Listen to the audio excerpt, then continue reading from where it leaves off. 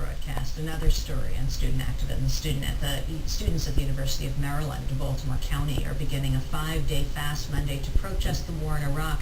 It's being called Hungry for Peace. A number of other campuses are staging similar fasts. Sergio Espana is with us.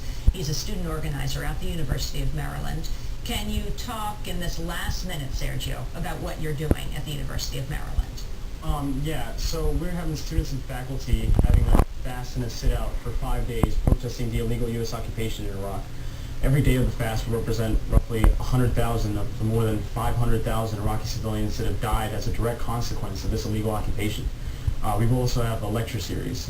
Now, across the nation, thanks in large part to the Student Peace Action Network, we've had universities from California to Vermont who will also be contributing. So these fasts are nationwide.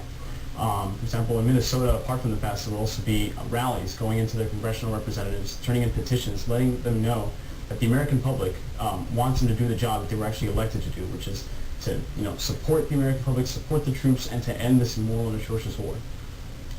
And how has student support been growing against the war in Iraq? Well, the growth has been tremendous. The real sadness is that the anti-war movement has been strong since before the war actually started. For well over 5 years, students and peace activists across the country have engaged in protests, call-ins, letter writings, and so on and so forth. Yet our elected officials fail to do what the majority of the American public want them to do. So now we feel that we have no choice but to up the ante and to actually partially sacrifice our bodies. And if that's what it takes to galvanize our elected officials, then we're willing to make that sacrifice. And one that is extremely minute when compared to the hundreds of thousands of lives that have been taken because of this illegal occupation.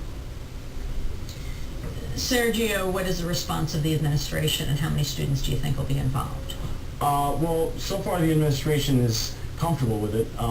And as for students being involved, we have that just on our campus that are going to be doing it a week long. We have 8 and a couple of faculty members, but that are going to be fasting throughout the course of the week. We have well over 20. Well, I want to thank you for being with us, Sergio Espana, student at University of Maryland, Baltimore County, and one of the organizers of next week's Hungry for Peace Fast.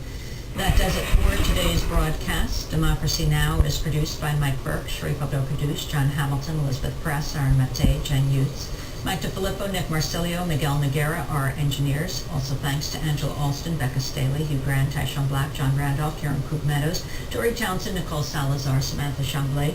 You can go to our website to get a DVD of today's broadcast at democracynow.org. On Saturday at 4 o'clock, I'll be at UCLA in Los Angeles for the LA Times Festival of Books. You can go to our website for more information. Again, that website, democracynow.org. I'm Amy Goodman with Juan Gonzalez for another edition of Democracy Now!